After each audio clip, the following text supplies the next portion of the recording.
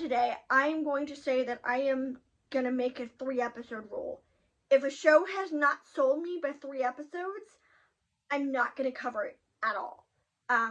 If a show really sells me after the first impression, I'll just cover it right off the gate. But after my first impression video, I'll say, okay, I'll give this show 2 more episodes, and then, you know, I'm not going to deal with it anymore. So if you see me in episode 3, then I liked it. I'm going to keep covering it. If you don't see me in episode 3, and this is the last time I talk about the show, then that just means it sucked and I didn't want to deal with it again. And the reason I'm saying that is for two shows. Tasogare introduced this ninja kid who completely destroys the atmosphere of the show. I know shows like Comic Relief, but the thing is, this show did not need it.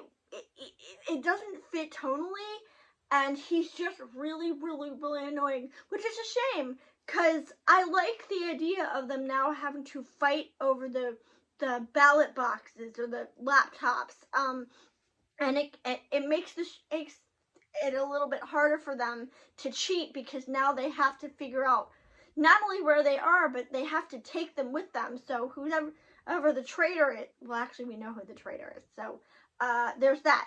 There's also Quality Assurance in Another World, where I just don't buy the premise. I don't buy the premise that a game is so bug-riddled that it's not immediately pulled after launch.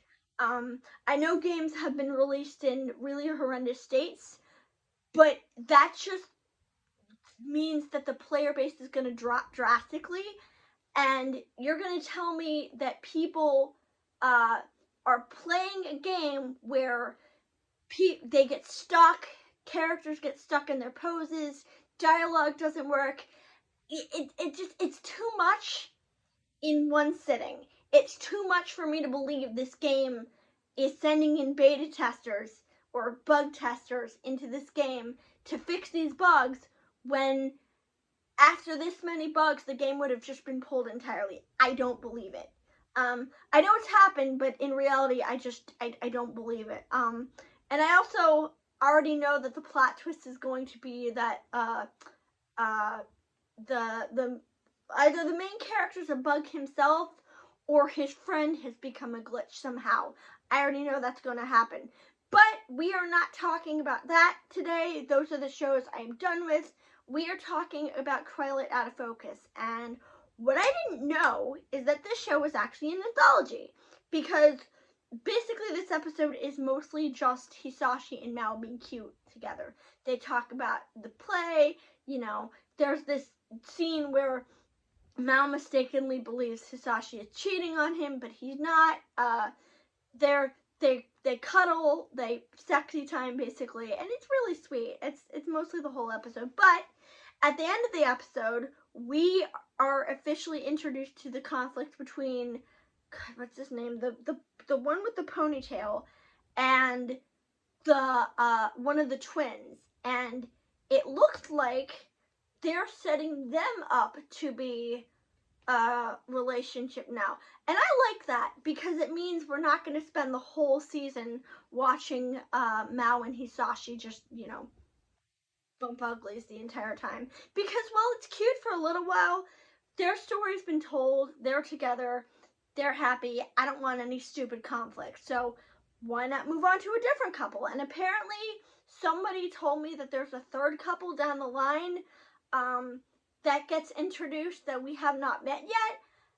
I'm kind of looking forward to that, because it's something new. The only thing is, there's not a lot of substance to this show.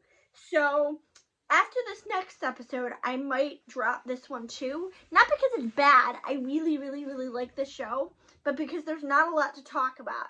Oh my god, they're so cute and they're snuggling each other is not enough of a storyline for me to keep talking about a show that I could just sum her up with holy adorable gayness, basically. So that is it for this show. We will see about the next couple, and if they have anything new to say, or if I'm just gonna say go watch this show and we'll move on to the next one. But as I said, I'm going on vacation on Friday, so probably videos will not resume until Wednesday.